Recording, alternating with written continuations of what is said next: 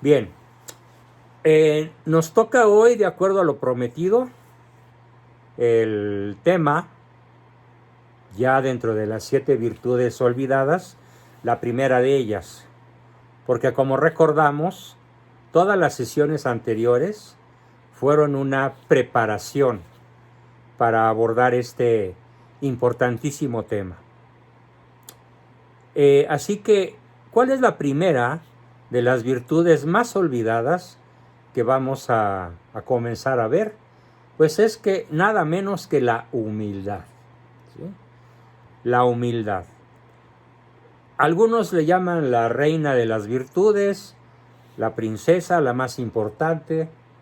Y pues sí, si consideramos que el pecado más grave es la soberbia y que es la antítesis de la humildad, bueno, pues concedamos que entonces su antítesis, la humildad, pudiera ser considerada la virtud más importante. Pero de cualquier manera vamos a verla en un marco tal que espero que muchos nos enamoremos, incluyéndome a mí al exponer, nos enamoremos de la humildad. Qué difícil es la humildad. Como la de aquel chiste mexicano contra un argentino, ¿no? En donde el argentino le dice al mexicano, pues yo soy muy virtuoso, pero no, me equivoqué, ya soy muy virtuoso. Y el mexicano le pregunta, ¿y por qué dices ahora que ya eres muy virtuoso? ¿Ya no te falta ninguna virtud? Sí, me faltaba una, pero ya la tengo. ¿Cuál? La humildad. Bueno, pues el año pasado, todo el año pasado y un trecho del anterior, nos hemos referido a las 7 virtudes fundamentales del cristiano, sobre todo del cristiano que confiesa, y no es nada fácil, la fe católica. Y rápidamente me refiero entonces a las 3 virtudes teologales, fe, esperanza y caridad, y a las virtudes naturales, que aunque más modestas que las teologales, pero integran también ellas una especie de catedral de la ética. Yo así le llamaría a la construcción que elabora Santo Tomás de Aquino, la catedral de la ética, porque dice él, no vamos a estudiar las virtudes para saber qué son, sino para ponerlas en práctica. Así que más que un estudio teórico de la virtud de la humildad, que sí hay que hacerlo, lo que pretendo es que muchos de los conflictos cotidianos que se suceden, particularmente entre aquellos de ustedes que son mis pacientes, que tienen problemas con su esposa, con su marido, o que incluso tienen problemas con sus hijos, yo estoy seguro que daríamos un paso adelante gigantesco en la medida en la que podamos instalar en nuestros órganos de reacción instantánea la palabra rápida, el sentimiento instantáneo, la actitud corporal, que en esos 3 cuando menos y otros más pudiéramos instalar prácticamente esa virtud tan difícil que es la de la humildad. Santo Tomás nos dice que las virtudes relacionadas de manera secundaria con las principales, sobre todo con la caridad, son como satélites, ¿sí? La prudencia, la justicia, la fortaleza, la templanza, son como satélites que giran alrededor del Sol, que son las 3 virtudes teologales. Y bueno, la analogía astronómica es correcta. Refirámonos entonces a la humildad. Para muchos, la humildad pareciera ser algo que degrada al hombre. Incluso lo decimos a veces en términos despectivos. Es que es una persona humilde. O utilizamos la palabra humilde de una manera radicalmente errónea. Ay, es que la gente humilde. es la que vota por el malo. No, ojalá fuera la gente humilde la que votara, porque entonces no tendríamos a ese monstruo antihumano instalado en la presidencia. Si entendiéramos realmente la palabra humilde, no se la aplicaríamos a los pobres. En realidad, la palabra que deberíamos utilizar para aquellos que de manera ciega, de manera absurda, votaron por malo, es la palabra ignorantes. Y los ignorantes, de manera correlativa, no son humildes. Ojo, los ignorantes nunca son humildes, a menos que su ignorancia sea inocente. Y esto es una situación muy remota. ¿Por qué? Porque yo no creo que estos 32 millones de ignorantes que instalaron a un perverso en la presidencia no hayan tenido la oportunidad de salir de su ignorancia. Entonces, no confundamos humildad con ignorancia. Los humildes no necesariamente son ignorantes, más bien al revés. Los verdaderamente humildes comienzan por realizar una acción que rompe la soberbia y se llama conciencia de la ignorancia. Por ahí empieza el humilde. Entonces, cuando nos refiramos a las personas humildes, vamos a referirnos a ese reducido grupo de personas que practican lo que se llama la conciencia de la ignorancia propia. Para salir de la ignorancia invencible y pasar a la ignorancia vencible y pasar al conocimiento consciente, para llegar a la sabiduría inconsciente, que es la del hombre virtuoso, que ya no necesita estar reflexionando en cada una de sus acciones, porque ya tiene la virtud hecha hábito, o el hábito hecho virtud. Bien, entonces, ¿quién es el humilde? Para comenzar, diremos que es la persona que busca la verdad, de modo intencional. ¿Por qué? Porque se reconoce ignorante humildemente. Una anécdota familiar ilustrará mucho lo que quiero decir. Hace algunos años, muchos años ya, bastantes, cuando mi hijo Juan Bosco tenía como 5 años, una vez se acercó a mi computadora, tal vez 6, muy chispa el chamaco, me dijo: oye papá, estoy asombrado. ¿Por qué, mijito? Es que cuántas cosas sabes. Podrías hacer un libro totote con todo lo que sabes. Y le contesté poniéndolo en mis rodillas: mira, mijito, apréndete una cosa. Es probable que se puedan hacer algunos o muchos libros con lo que sé. Pero si me pusiera a hacer libros con lo que no sé, serían millones de páginas que tendría que escribir una vez sabiendo lo que ahorita no sé. Eso quiere decir que invariablemente todo ser humano humilde sabe que no sabe infinidad de cosas y lo acepta. Y al aceptarlo, se pone en búsqueda del conocimiento de manera entusiasta, de manera ágil, de manera generosa. Y bueno, aunque parezca un pleonasmo decirlo, de manera humilde. Qué difícil es aceptar humildemente que no sabemos. Bien, ¿de dónde nace el hombre? A ver, antes de ver de dónde nace o cómo hacer que nazca la humildad, un comentario.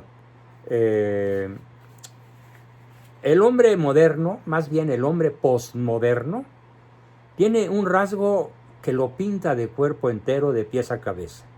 Es arrogante. O para decirlo de manera muy elegante, es un hombre prometeico. ¿Qué quiere decir prometeico? Pues que se parece a Prometeo.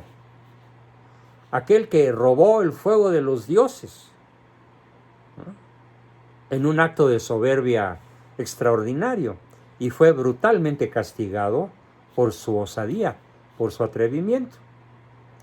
Entonces, haciendo la analogía de la mitología griega a la vida moderna, a la vida actual, digamos que es prometeico, porque el hombre actual, posmoderno, pretende saber más que otro hombre cualquiera, pero sobre todo promete, dice, presume no necesitar de Dios. No es que no crea en Dios, a lo mejor puede aceptar que hay un creador, pero el hombre posmoderno no está dispuesto en su arrogancia a aceptar en su condición de criatura que la única manera de ser feliz es entender que somos criaturas de Dios y por lo tanto estamos intrínsecamente sujetos a su ley. Esto es lo que el hombre posmoderno detesta: la obediencia, la cristiana y humilde obediencia a la ley de Dios. Y bueno, para los no creyentes yo diría la humilde e intencional y abierta obediencia a la ley natural. Ya de por sí sería también un acto extraordinariamente humilde. Como la del derecho a la vida, del nonato. No es solo un mandato divino, es ante todo una ley natural, antes que sea una ley divina.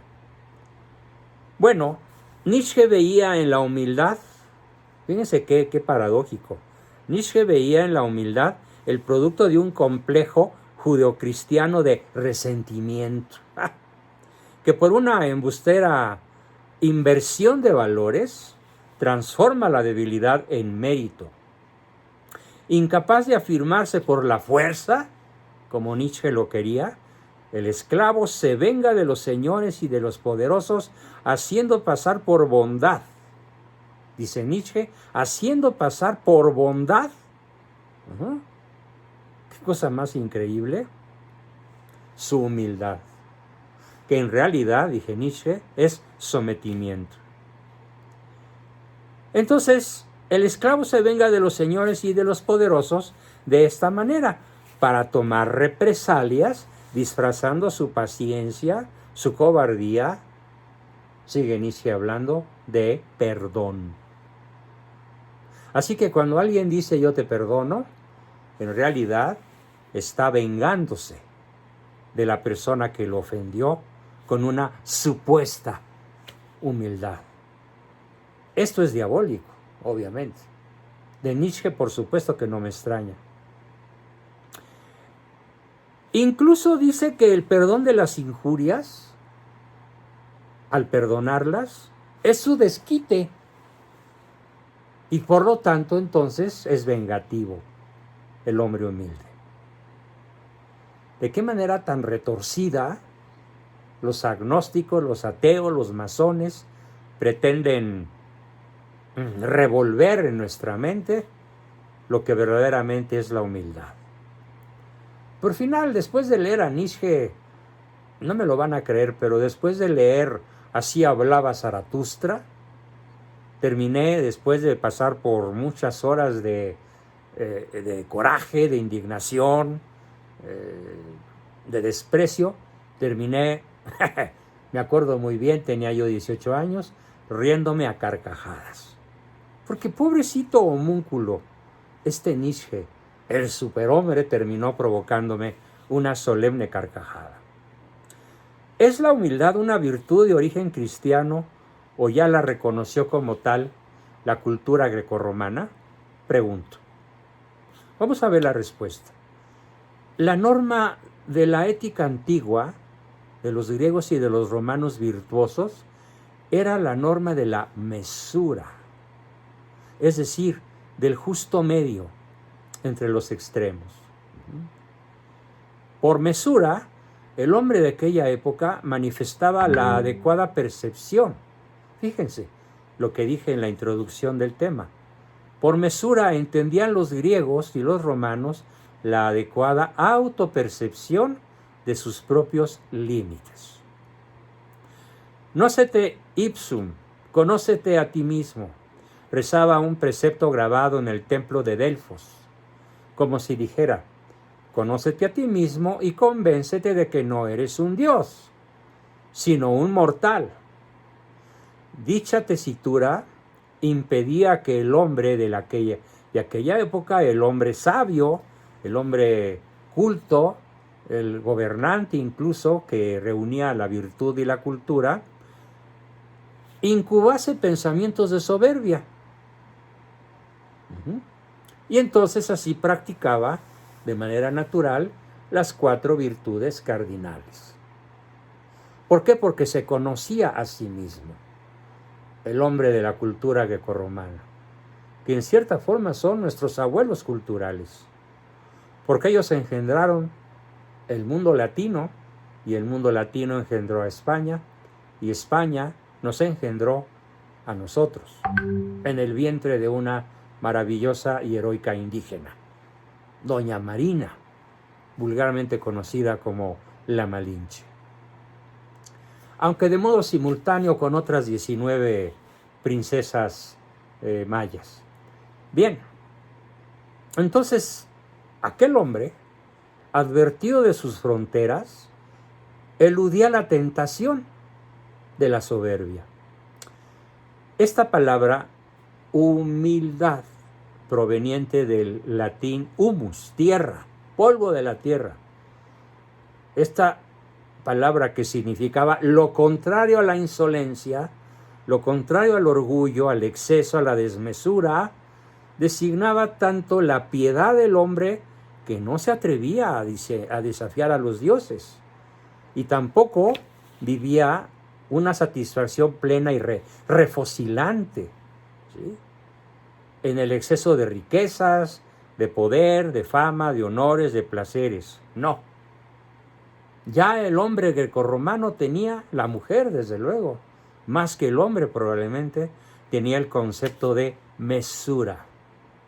Las 4 virtudes cardinales: la prudencia, poner los medios necesarios para alcanzar el fin honesto propuesto; la justicia, el reconocimiento o la dación a cada uno de lo que le corresponde; la fortaleza, la capacidad para acometer grandes hazañas y resistir gravísimos infortunios; y la templanza, para dominar las pasiones, los sentimientos, las necesidades y las frustraciones, con la maravillosa virtud de la templanza, de la mesura, de la moderación.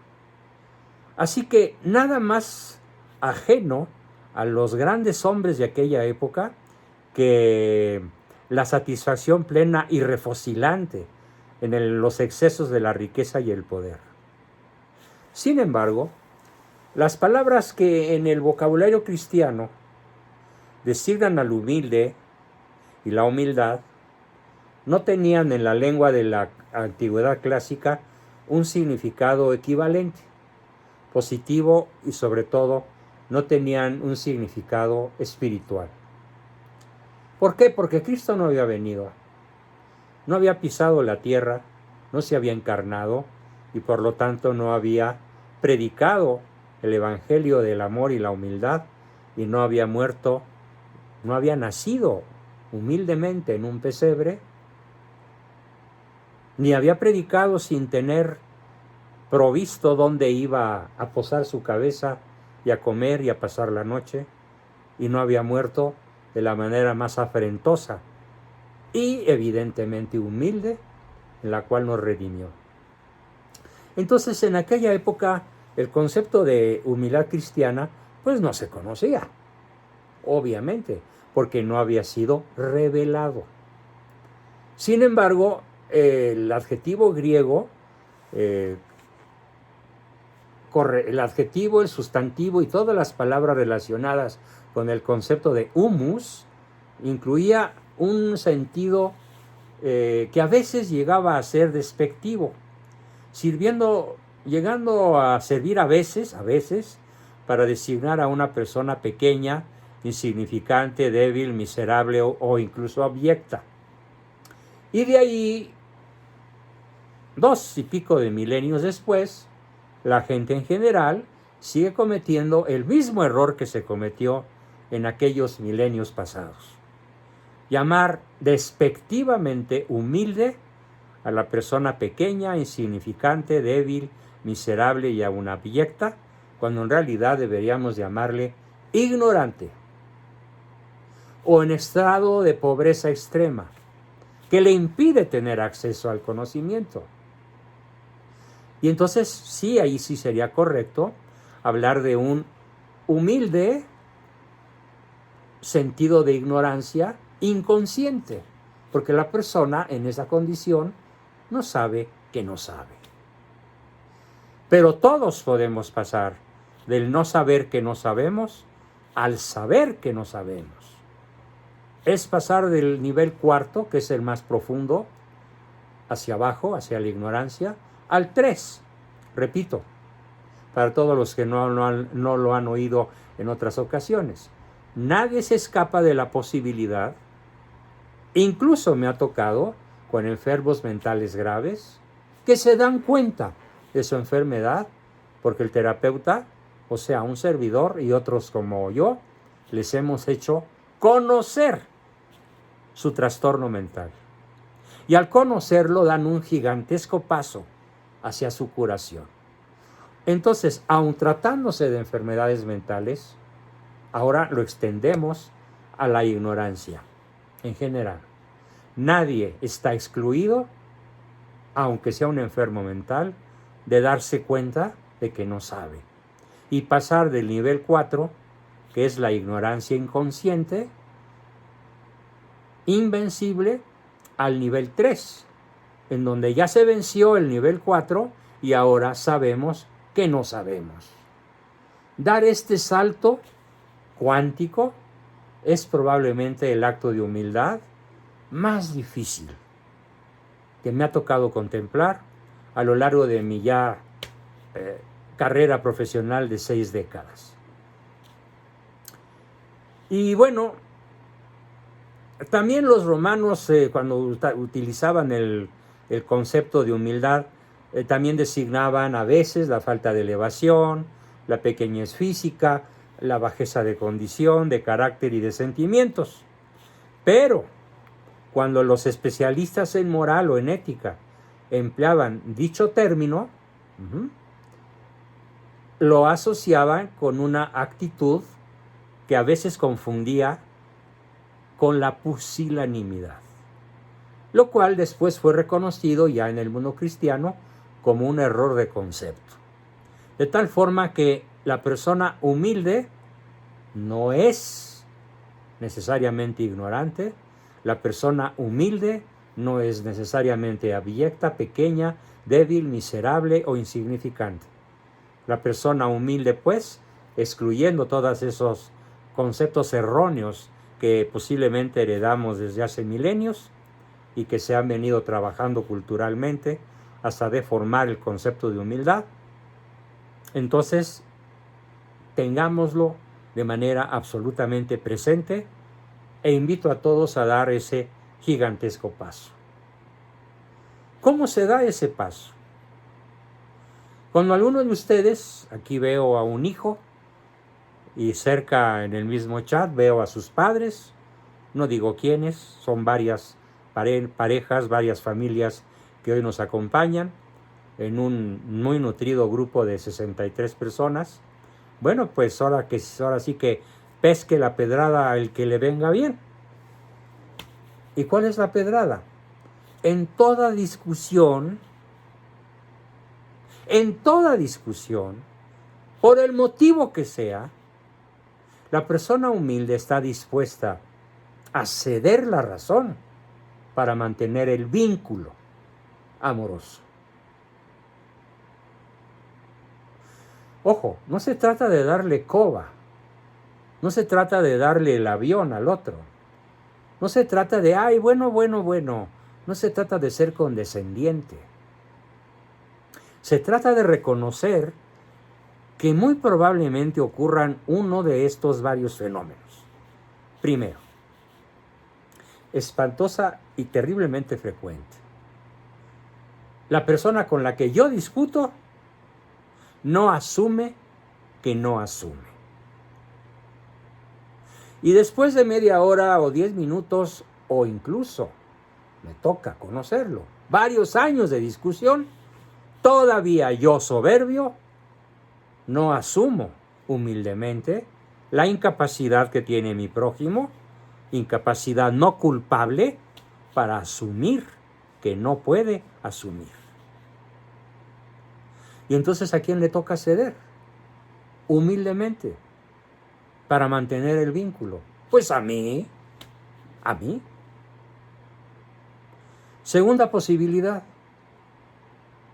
Voy a demostrar de manera arrolladora, de manera contundente, de manera irrefutable, que yo tengo la razón. Y el resultado es que fracturo la relación. No se trata de ser cómplices de la ignorancia, o del error, o de la mentira. Se trata cuando menos de tener piedad por aquel al que voy a lastimar con mi bocaza, como lo hacen los norteños mexicanos.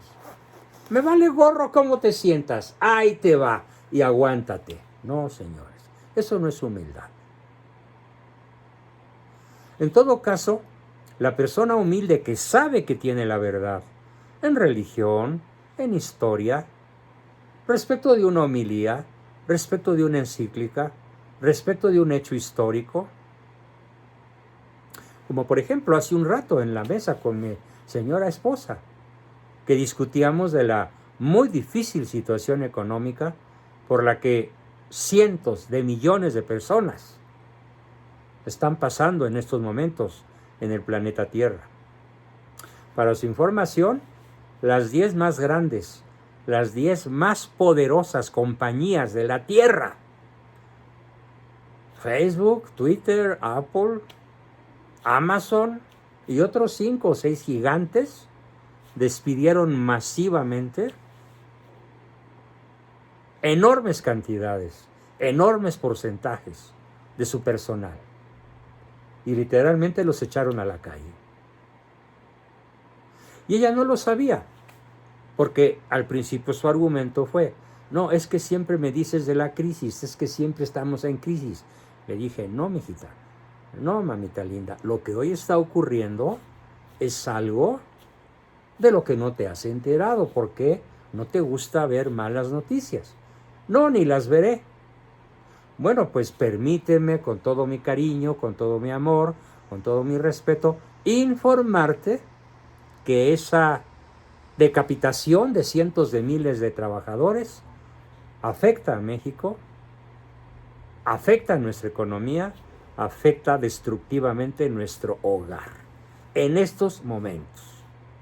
Por eso no podemos hacer esta cosa, no podemos hacer este viaje, no podemos tomar vacaciones, tengo que trabajar sábados y domingos, incluso, aunque sea mediodía el domingo, para respetar el descanso y poder escuchar misa. La situación es verdaderamente aterradora. Y busqué la forma de decírselo para que no hubiera una discusión. Bueno, un acto de amor va inherentemente unido a un acto de humildad. Ahora, si no me crees a mí, pues consulta con fulano, consulta con sutano, ve este chat, ve este diálogo entre personas que manejan la economía en los Estados Unidos, en México, en la Unión Europea. No, sí, papito, te creo, está bien. Pero no busqué arrollarla con el conocimiento que tengo al respecto. ¿Por qué? Porque la humildad va intrínsecamente unida al amor. Bien, ¿qué más? Veamos. Sobre la moral antigua, hay elementos que hubiesen podido dar origen a una idea positiva de la humildad, claro. Sin embargo, dicha posibilidad antes de Cristo no se concretó del todo. Lo que probablemente faltó a aquella moral, incluso a aquella ética grecolatina, es una idea precisa de la trascendencia divina y del concepto preciso de creación. El hombre de la antigüedad podía saberse infinitamente por debajo de los dioses, dependiente de ellos en todos sus emprendimientos. Pero no podían concebirse ningún filósofo griego, ningún filósofo romano, ¿sí?, de los más populares cuando menos, conocían el concepto Dios creador de la criatura humana. No concebían los griegos que nosotros fuésemos criaturas, con I, de criatura, de criado, de ser criado, y de criatura con E. De ambas maneras es correcto. No podían concebirse, pues, los griegos ni los romanos como criaturas de Dios. Además, había muchos dioses, ¿no? Aunque, por supuesto que Sócrates y Aristóteles combatieron la idea del politeísmo. Y si en algún momento llegó el caso de que esa cultura grecolatina vislumbrara que la divinidad le daba el ser y el movimiento, como lo hace Aristóteles, el Dios en el que se pensaba no era sino una especie de alma universal. Solo la fe de un Dios personal, como es en el cristianismo, trascendente y creador, puede nacer de él la recta noción de la verdadera humildad.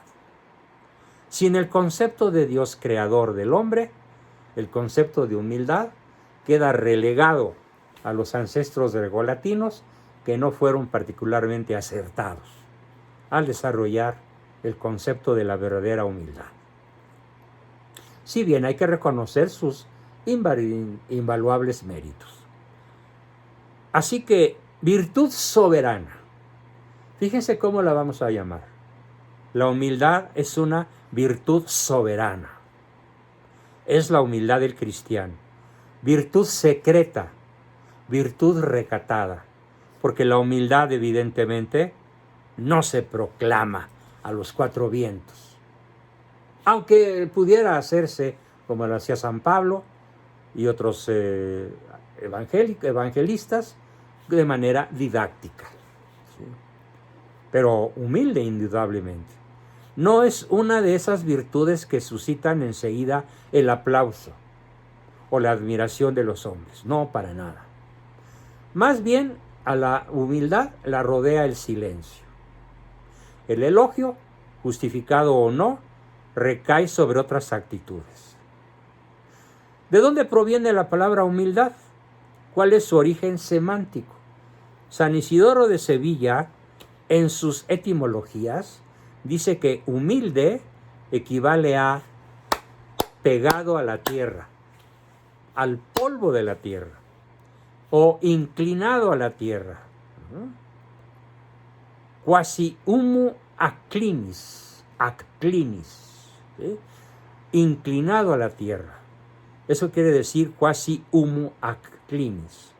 Como se sabe, humo significa tierra, significa suelo.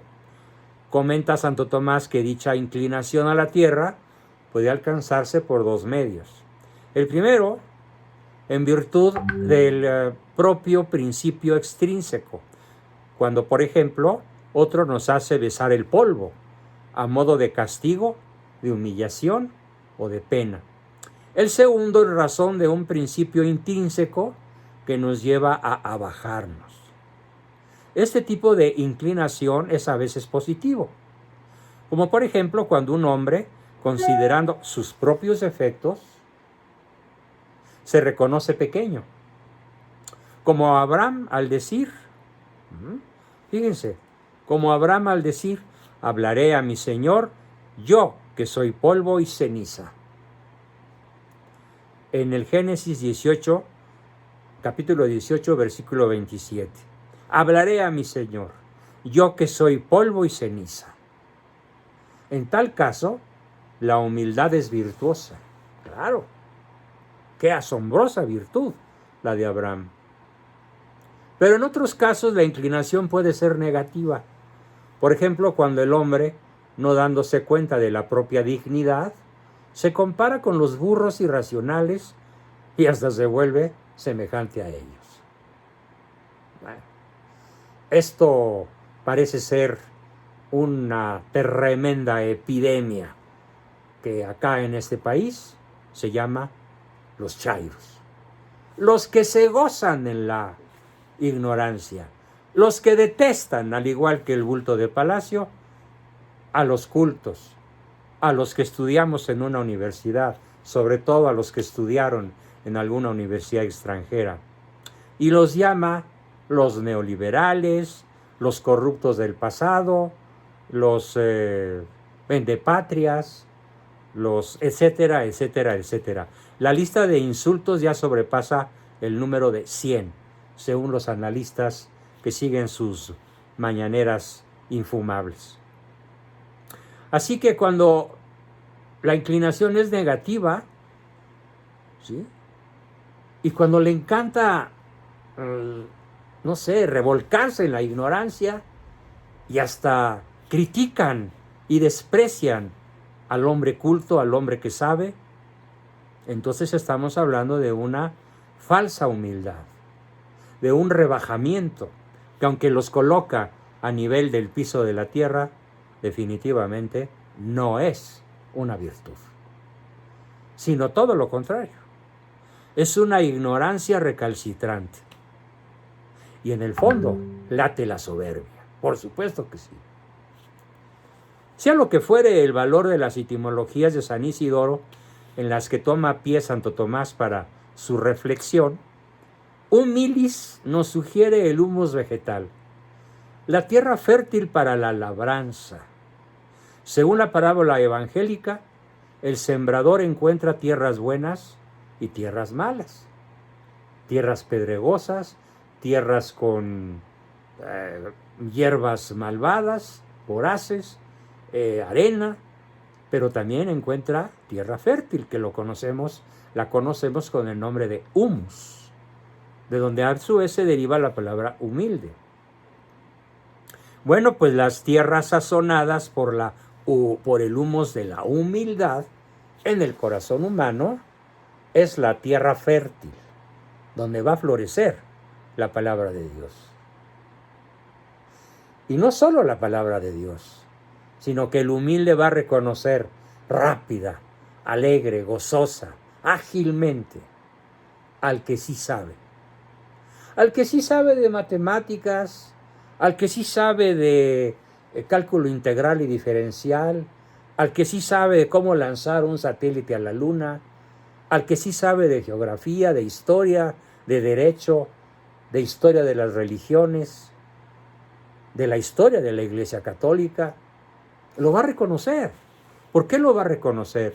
Porque desde el humus, desde la tierra fértil de su corazón, reconoce al sabio, reconoce al científico, reconoce al hombre superior, al que sí tiene datos, información, conocimiento, sabiduría, se lo reconoce y se lo dice, o cuando menos lo sigue. Y de manera implícita lo obedece o hasta se deja guiar. ¡Qué difícil es esto! Vamos a ver también, todavía alcanzamos a explicar que la humildad es parte de otra virtud superior a ella, a una de las 4 virtudes cardinales. La virtud cardinal de la cual se deriva la humildad es la templanza, esa que los antiguos llamaron moderación, como lo vimos al principio de la sesión. Mesura, justo medio. Me refiero entonces, para aclarar esto, al maestro de maestros, doctor de doctores, mi favorito en filosofía y en teología, Santo Tomás de Aquino, quien ha ubicado la virtud de la humildad en el ámbito de la virtud cardinal de la templanza, por su semejanza con esta en la manera de obrar. Veamos lo que nos dice en la Suma Teológica. Cito completo el párrafo de Santo Tomás, es decir, le cedo a él la palabra porque pretender yo dar una explicación del nivel que él la da, pues sería un acto de petulancia. Veamos cómo lo explica el doctor de doctores. Nos dice así, abro comillas, lo que caracteriza sobre todo a la templanza y hace de ella algo digno de la mayor alabanza es obrar a la manera de un freno para reprimir la impetuosidad de una determinada pasión. Por tanto, todas las virtudes que obran de manera semejante y refrenan y reprimen la impetuosidad de algunos afectos y acciones deben ser consideradas como partes de la templanza. Pues bien, así como la mansedumbre reprime el movimiento de la ira, la mansedumbre, repito, reprime el movimiento de la ira, así la humildad reprime el movimiento de la esperanza, que es la aspiración del espíritu a las cosas más elevadas. Formidable. Concluye Santo Tomás, de lo que se deduce que ambas virtudes, tanto la mansedumbre como la humildad, son parte de la virtud de la templanza. Cierro comillas. Hasta aquí Santo Tomás. Bueno, tratemos de explicar este texto recurriendo a lo que enseña el mismo Santo Tomás en su tratado sobre las pasiones. Allí dice que en el hombre hay dos fuerzas que dan lugar a un doble movimiento. Cuando lo que se percibe como bien, cuando lo que se percibe es un bien, brota en el alma una fuerza de atracción de amor hacia ese bien. Cuando es un mal, surge una fuerza de repulsión, de detestar, de odio al mal. Quedémonos ahora en el caso de que en el caso en el que el hombre ha percibido un objeto, un ente como bueno. Cuando dicho objeto se muestra difícil y arduo de alcanzar, se establece otra bifurcación del movimiento pasional. Si la adquisición de ese bien, por arduo que se nos presente, la vemos como posible, surgirá en nosotros una tendencia de acercamiento, la pasión de la esperanza de poseer ese bien. Si en cambio, por una u otra causa, lo vemos imposible, brota la desesperación. ¿Cuántas personas aquí en el grupo, sin ir más lejos, me han dicho: mi esposa, mi marido, ya me sumieron en la desesperación? ¿Por qué? Porque el bien arduo que espero alcanzar, que es la correspondencia amorosa de mi cónyuge, el reconocimiento de un error, la petición humilde de un perdón por una grave ofensa, o simplemente la cordialidad y la empatía, en vez del mal humor, en las diarias y cotidianas tareas del hogar, se han vuelto tan arduas de alcanzar, tan difíciles, tan imposibles de alcanzar, que estoy sumido en la desesperación. Lo he escuchado muchas veces de muchos de ustedes. Vean qué importante es entonces la virtud de la templanza, que a su vez nos va a llevar a la virtud de la humildad. Por algo será que me tocó esta cruz. Por algo será que Dios quiere que me abaje, que incluso bese el humus de la tierra y que sea humilde de tal manera que pueda yo conservar el vínculo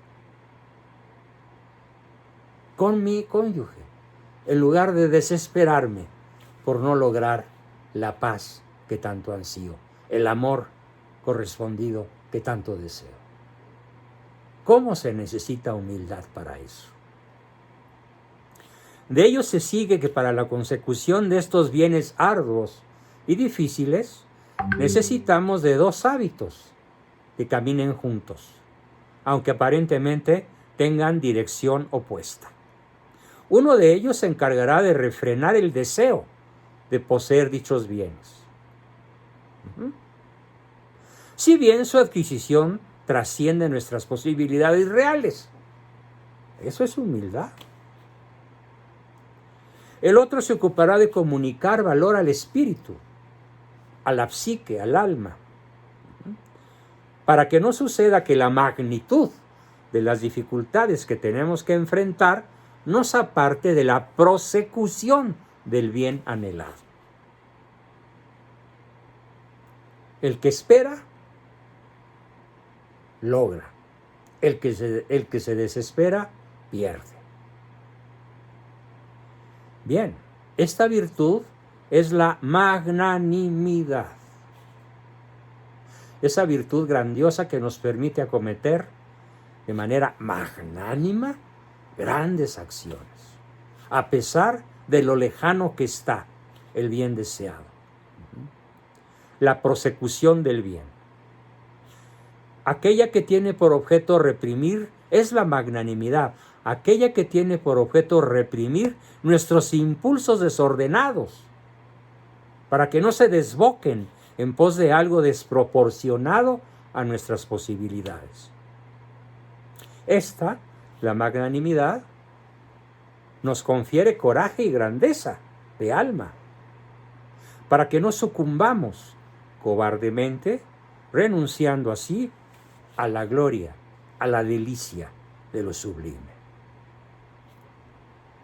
En virtud de aquella autolimitación por la cual la persona se contenta con el modo de vida y dignidad en el que justamente se encuentra, buscará por la humildad un lugar sencillo, oculto, más en contacto con la tierra, sin perder de vista que pulvis eris et que a pulvis reverteris, como nos lo van a decir muy prontito en una fecha próxima, que es el miércoles santo. Recuerda, hombre, que polvo eres y en polvo te convertirás. Memento hominem, que a pulvis eris et in pulvis reverteris. La magnanimidad, en cambio, lo arrancará del círculo mezquino de intereses para llevarnos a la inyección de ideales de grandeza interior. No estalla esta humildad hacia desear el aplauso del otro. No. Se conserva casta puramente, secretamente. Por eso decíamos que la virtud es una virtud casi secreta. Pero como ambas tendencias se regulan por el recto orden de la razón, y la humildad no se opone a la magnanimidad, sino que se desposa con ella. Magnanimidad con razón. Resulta que cuando la humildad nos hace pequeños, la magnanimidad nos vuelve grandes desde nuestra pequeñez. ¡Qué paradoja tan maravillosa! Repito el concepto porque parece un trabalenguas. Fíjense. Pero como ambas tendencias se regulan por el recto orden de la inteligencia, de la razón, y la humildad no se opone a la magnanimidad, sino que se desposa con ella, resulta que cuando la humildad nos hace pequeños, la magnanimidad nos vuelve grandes desde nuestra pequeñez. Y cuando la magnanimidad nos impulsa, nuestro corazón a las cosas grandes, la humildad lo adorna con el vestido del recato en la estimación del propio valor, refiriéndolo todo al dador de todo bien. Eso es lo que la cultura grecolatina jamás pudo haber entendido, y la humanidad comenzó a entenderlo con la venida de nuestro Señor Jesucristo. Su humilde nacimiento, su humilde predicación, su humilde muerte, que lo eleva finalmente por su magnanimidad a los más altos dinteles de la gloria. Bien, entonces concluyamos que entenderemos mejor esta extraña combinación de virtudes cuando en la próxima conferencia nos refiramos de modo mucho más extenso a esta maravillosa consideración. Quedémonos por ahora en la consideración de la humildad, en la visión de la humildad. El análisis del aquinatense, del aquinate, o sea, Santo Tomás de Aquino, nos permite ubicarla, a la humildad, en el ámbito de la virtud cardinal de la templacia. Estoy resumiendo. La humildad se nos muestra así como una virtud del apetito irascible, que refina, que refrena los deseos inmoderados de la propia grandeza, haciéndonos conscientes de nuestra infinita pequeñez delante de nuestro Creador, de Dios. Bien, con esto terminamos nuestra muy interesante, para mí incluso sorprendente, porque hay algunas palabras que ya leídas, ya explicadas, pues me llegan más al fondo de mi corazón, de mis vísceras incluso, porque es emocionante, de mi inteligencia. Damos por concluida esta primera parte en la que nos hemos referido a la humildad. Anuncio que esta virtud formidable, la virtud comandante, ¿sí?, como lo refiere Santo Tomás, tendrá más amplitud, más profundizaciones en próximas sesiones. Por supuesto, el miércoles, como ya estamos acostumbrándolo en este año nuevo, no repetiré la sesión, no pasaré el video de esta sesión, sí les daré el video mañana, pero el miércoles continuaremos profundizando sobre la virtud reina de la humildad. Gracias y hasta el miércoles. Muy buenas noches, pero a continuación vamos a nuestro acostumbrado diálogo de dudas, comentarios, aportaciones, etcétera, etcétera, etcétera. Adelante.